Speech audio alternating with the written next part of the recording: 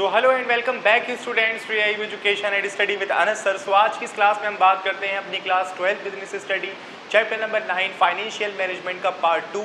और आज की इस क्लास में हम समझने वाले हैं fix capital and working capital concept को और इसके अंदर आने वाले सभी इंपॉर्टेंट टॉपिक्स को जो एक वन शॉट वे के साथ हम समझेंगे। सो स्टार्ट करते हैं अपनी क्लास को और समझते हैं सभी important topic concept and points को एक brief best and short explanation के साथ। So let's start. चलिए स्टूडेंट शुरू करते हैं अपनी क्लास को और समझते हैं सभी इंपॉर्टेंट टॉपिक्स एंड पॉइंट्स को एक brief best and short explanation के साथ। तो सबसे पहले हम बात कर रहे हैं कैपिटल स्ट्रक्चर की। तो मैं आपको बताऊं कि कैपिटल स्ट्रक्चर क्या होता है। तो कैपिटल का मतलब ये समझते हैं कि भाई हम जो पैसा हमने अपने बिजनेस के अंदर लगाया है वह हमारा कैपिटल है। हमने अपने बिजनेस को कितने पैसों से स्टार्टअप किया है, 10 लाख, 15 लाख, 5 लाख, 2 लाख, जितने भी पैसों से वो कैपिटल कहलाता है। अब ये कैपिटल बनता कैसे है? तो कैपिटल बनता है पहले ओनर की जेब से। हमारे पास कितने पैसे हैं, मान लीजिए मेरे पास 5 लाख रुपए हैं और मुझे अपना बिजनेस का जो स्टार्टअप करना है वो 10 लाख का करना है, तो मैं 5 लाख का लोन लूंगा। अब उस लोन को चुकाऊंगा जब मैं कमाऊंगा। तो यहाँ पर क्या है कि हमारा जो ओवरऑल कैपिटल स्ट्रक्चर होता है स्टूडेंट्स, वो बनता है दो चीज़ों को मिलाकर। पहला आता है ओनर्स फंड, दूसरा आता है बोरोवर फंड। तो ओनर्स फंड को मिलाकर और बोरोवर फंड्स को मिलाकर हमारे पास कैपिटल स्ट्रक्चर तैयार होता है। तो आने वाली टॉपिक्स को पढ़ने से पहले हम ये जान पाएं कि अकाउंटेंसी के अंदर एक चैप्टर होता है जिसका नाम है अकाउंटिंग रेशियो। तो जिन स्टूडेंट्स ने वो चैप्टर अच्छे से पढ़ लिया होगा या थोड़ा डीप में भी ना जा पाए हों, ऊपर से सिर्फ स्टडी भी कर लिया होगा, तो आप यहाँ पर पढ़ने वाली हर एक चीज़ को बहुत ईजिली समझ जाओगे। अब हाँ, जिन बच्चों ने नहीं पढ़ा कोई टेंशन वाली बात नहीं है, यहाँ पर समझ जाओगे जब उन रेशियो के क्वेश्चंस को सॉल्व करोगे तो और अच्छे समझ में आ जाएगा। तो यहाँ पर हम बात कर रहे हैं कैपिटल स्ट्रक्चर की। तो हम ये जान गए कि कैपिटल स्ट्रक्चर वो होता है जो बिटवीन द प्रोपोर्शन बिटवीन जो एक रिलेटिव बताता है portion between the owner fund and the borrower fund. जैसे कि डेट इक्विटी रेशियो के बारे में हम बात कर रहे हैं, डेट अपॉन इक्विटी, कि हमारे पास कितनी डेट है और कितनी इक्विटी है, उनके बीच का जो पोर्शन आता है वो हमें बताता है कैपिटल स्ट्रक्चर। दूसरा इसका नाम के ट्रेडिंग ऑन इक्विटी भी कहा जाता है। Trading on equity means to raise fixed cost capital such as borrower capital. इसका मतलब क्या होता है, जो हमने बाहर से कैपिटल लिया है उसको फिक्स्ड कॉस्ट कैपिटल भी कहते हैं। On the basis of equity share capital so as to increase the income of equity shareholder. तो इनके बीच के जो रिलेशन आते हैं वो ट्रेडिंग ऑन इक्विटी के नाम से भी हम डिनोट कर सकते हैं। अब सबसे ज़्यादा हमारे पास इंपॉर्टेंट टॉपिक आता है financial leverage and financial risk. तो financial leverage and risk के बारे में समझ लेते हैं। तो ली एवरेज की डेफिनेशन मैंने यहाँ लिख रखी है। तो it refer to the presence of fixed cost capital in the capital structure, यानी कि ये उस चीज़ को दर्शाता है जो कि आपके पूरे कैपिटल स्ट्रक्चर के अंदर फिक्स्ड कॉस्ट कैपिटल यानी डेट कितना है, ये उस चीज़ को दर्शाता है। तो यहाँ पर फाइनेंशियल ली एवरेज का एक फॉर्मूला है। बेसिकली आप ये भी बना सकते हो, debt equal to debt upon equity and then trading on equity के अंदर ही हम ये सब चीज़ें पढ़ रहे हैं। तो फाइनेंशियल ली एवरेज का मतलब क्या हुआ कि एक ऐसी चीज़ जिसके माध्यम से हमें पता लगता है कि हमारे पास डेट कितना है देन इक्विटी कितनी है, ठीक है, अपने पूरे कैपिटल स्ट्रक्चर के अंदर। नेक्स्ट आता है financial risk. It refer to the risk of not being able to cover the fixed financial cost by a business, यानी कि फाइनेंशियल रिस्क वो चीज़ दर्शाता है जो कि बता रहा है कि हम एबल नहीं है, I am not being able to cover the fixed financial cost by a business, ठीक है। अब देखिए यहाँ पर हमारे पास कुछ छोटी छोटी इंपॉर्टेंट हेडिंग्स आती हैं। क्या है? पहले आती है EBIT। इसका मतलब क्या होता है? Earning before interest and tax. फिर आता है EBT, अर्निंग बिफोर टैक्स। फिर आता है EAT, अर्निंग आफ्टर टैक्स। फिर आता है EPS, अर्निंग पर शेयर। फिर आता है ROI यानी रिटर्न ऑन इन्वेस्टमेंट। फिर आता है ICR यानी इंटरेस्ट कवरेज रेशियो। और फिर आता है हमारे पास डेट सर्विस कवरेज रेशियो। तो ये सारी रेशियोज हैं जिसके माध्यम से हमें पता लगता है कि हम किस पोजीशन पर खड़े हुए हैं। तो इस समय हमने ये जाना कैपिटल स्ट्रक्चर क्या है, ट्रेडिंग ऑन इक्विटी क्या है, फाइनेंशियल ली एवरेज क्या है, फाइनेंशियल रिस्क क्या है, और कुछ इंपॉर्टेंट वर्ड्स की फुल फॉर्म हमने जानी, कुछ रेशियोज को हमने समझा। तो अब हम बढ़ते हैं चैप्टर में आगे की तरफ और जल्दी से फिनिश करते हैं अपने इस चैप्टर को। तो चलिए स्टूडेंट्स, अब हम कवर अप करते हैं अपने कुछ इंपॉर्टेंट कॉन्सेप्ट्स को जो कि काफ़ी ज़्यादा इंपॉर्टेंस रखते हैं एग्जाम पॉइंट ऑफ व्यू से।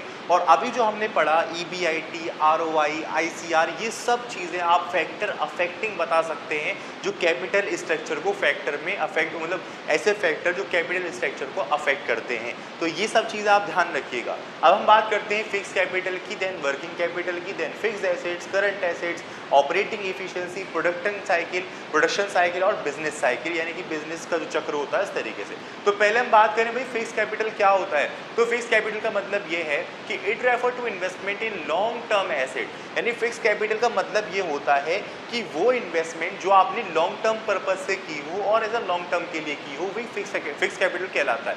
यानी कि जिसका रिटर्न अभी नहीं आने वाला, रिसेंटली जो आपने इन्वेस्टमेंट करी है उसका रिटर्न कम से कम कई सालों में आएगा, और इवन वो कोई छोटे मोटे अमाउंट की इन्वेस्टमेंट नहीं होती, काफ़ी बड़े अमाउंट की होती, करोड़ों में, अरबों में, इस तरीके से।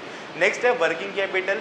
वर्किंग डे कैपिटल का मतलब समझते हो कि डे टू डे लाइफ के खर्चे वगैरह। तो it refer to the excess of current assets over the current liability, यानी कि current assets minus current liability को माइनस करके जो हमारे पास आता है वर्किंग कैपिटल कहलाता है। यानी कि शॉर्ट टर्म पर्पज से जितनी भी हमारे पास अमाउंट है current assets over to current liability, वह वर्किंग कैपिटल के अंदर हम समझ पा रहे हैं, ठीक है।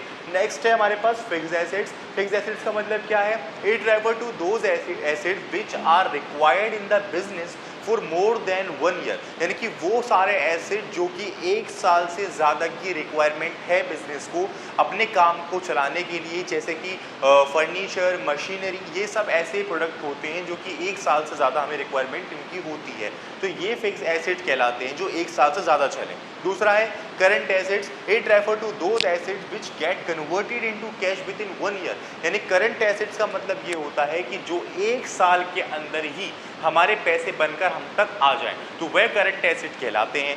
अब हमने ये जान लिया करंट एसेट, इसका विपरीत करंट लायबिलिटी जो 1 साल के अंदर पे भी हम कर दें तो वह करंट लायबिलिटी कहला जाएगा। फिलहाल हमें पढ़ना नहीं, बता दिया मैंने। करंट एसेट मतलब क्या है? It refer to those which get converted into cash within 1 year.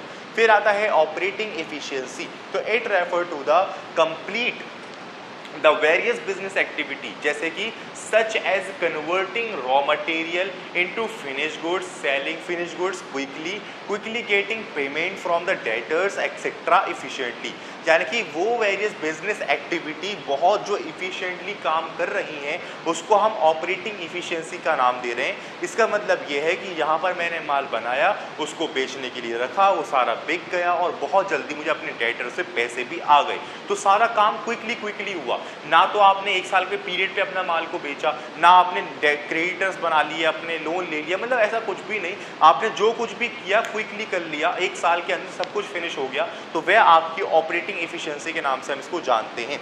अब हम बात करते हैं प्रोडक्शन साइकिल की। So what is production cycle? तो देखिए स्टूडेंट्स, यहाँ पे it refer to the time spend between the receipt of raw material and their conversion into the finish good.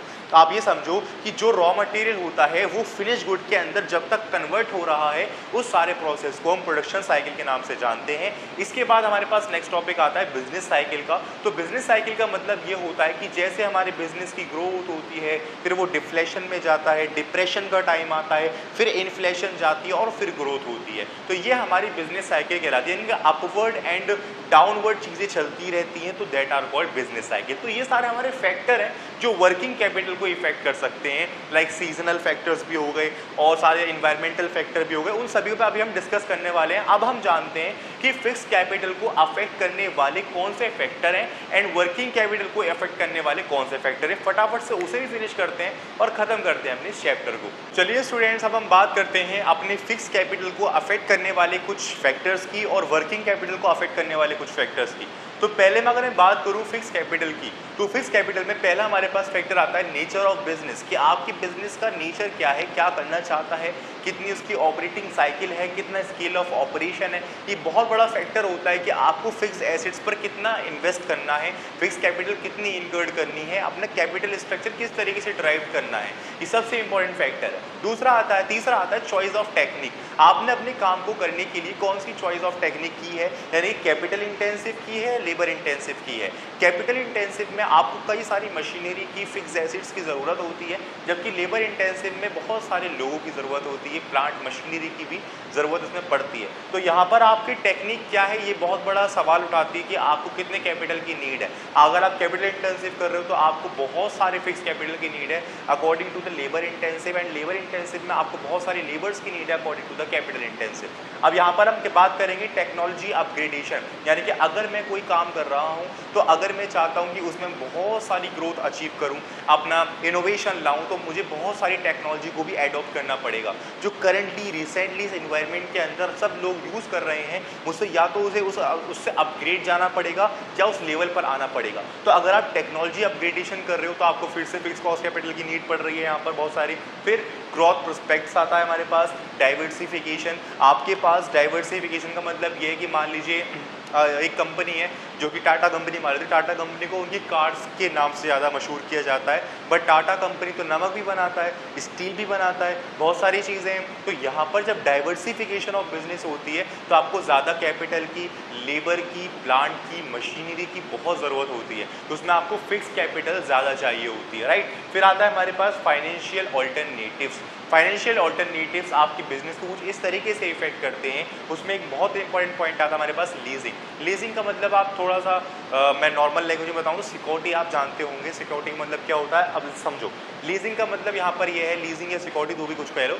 इसका मतलब ये होता है कि मान लीजिए मुझे 5 लाख रुपए की नीड है और मैंने अपनी प्रॉपर्टी, जिस बंदे ने मुझे 5 लाख रुपए दिए उसे दे दिए एक लिमिटेड टाइम पीरियड के लिए। लिमिटेड टाइम पीरियड के लिए मैंने अपनी प्रॉपर्टी दे दी। अब वो चाहे उसमें रहे, चाहे उसका रेंट खाए, जो मर्जी कुछ करे, बट जब तक मैंने लिमिटेड टाइम लिया, मान लो मैंने 5 साल का समय लिया, तो 5 साल बाद मैं उसका पैसा वापस कर दूँ और अपनी प्रॉपर्टी वापस दे दूँगा। तो ये लीजिंग हम इसको कह सकते हैं। फिर आता है लेवल ऑफ कोलैबोरेशन। आप किस लेवल पर कोलैबोरेट कर रहे हो लोगों से, देन कंपनी से, फैक्ट्रीज से, बहुत सब चीज़ें होती हैं। तो ये ओवरऑल फैक्टर हैं आपकी जो फिक्स कॉस्ट कैपिटल को इफेक्ट करते हैं, सॉरी फिक्स कैपिटल को। अगला हम बात करते हैं वर्किंग कैपिटल की। Working capital affecting factors. पहला जो वो सब कुछ सेम है, nature of business, scale of operation, business cycle, seasonal factor, production cycle, growth prospects and then credit allowed and credit avail. इसका मतलब ये होता है कि वर्किंग कैपिटल में क्या होता है, डे टू डे लाइफ के खर्चे हैं, तो ज़्यादातर हमारी जो साइकिल है वो कैश में रहे, यानी हमारे डेटर्स ऑपरेटिंग एफिशिएंसी के साथ जल्द से जल्द पैसा दे दें, सो वो हमारे लिए बेस्ट है। बट हम आज के समय में कंपटीशन लेवल को फेस करने के लिए क्रेडिट ट्रांजेक्शन्स भी करनी पड़ती हैं। क्रेडिट अवेल्ड अगर हमारे पास ज़्यादा हो जाता है तो बेसिकली हमारी वर्किंग कैपिटल थोड़ी खतरे में पड़ जाती है। जो इफ़िशियंसी आनी चाहिए वो इफ़िशियंसी नहीं आ पाती। तो credit allowed and credit availed बहुत बड़ा फैक्टर माना जाता है अपने वर्किंग कैपिटल के अंदर बिजनेस को अफेक्ट करने की। हालांकि अगर फिक्स कैपिटल की बात करूं तो इसमें इतना बड़ा फैक्टर ये नहीं माना जाएगा, क्योंकि हमारी ज़्यादातर ट्रांजेक्शन कैश में तो होती हैं, बट हमें क्रेडिट ट्रांजेक्शन भी परफॉर्म करनी होती हैं, क्योंकि अगर हमें बिजनेस ग्रोथ पर ले जाना है तो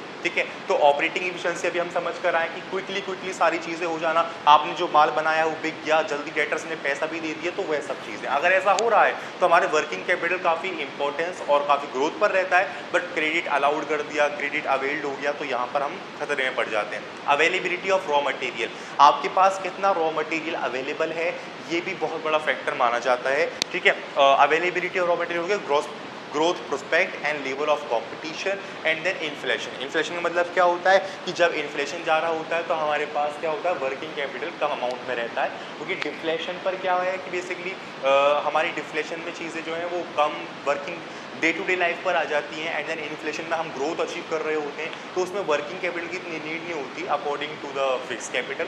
तो यहाँ पर हम ये समझ सकते हैं, राइट। सो होपफुली आपको समझ में आया होगा। वर्किंग कैपिटल का एक फॉर्मूला भी होता है current assets minus current liability, तो आप उससे बहुत अच्छे समझ सकते हो क्या है वर्किंग कैपिटल। सो होपफुली सारे डाउट्स आपके क्लियर हुए होंगे। आज की इस क्लास में जो हमारा बचा कुचा पार्ट था इस चैप्टर का, वो हमने अच्छे से जान लिया। हमने समझा कि फिक्स कॉस्ट कैपिटल क्या है, फिक्स कैपिटल क्या है, फिक्स एसेट्स क्या है, करंट एसेट्स क्या है, करंट लायबिलिटीज़ क्या है, एंड देन वर्किंग कैपिटल।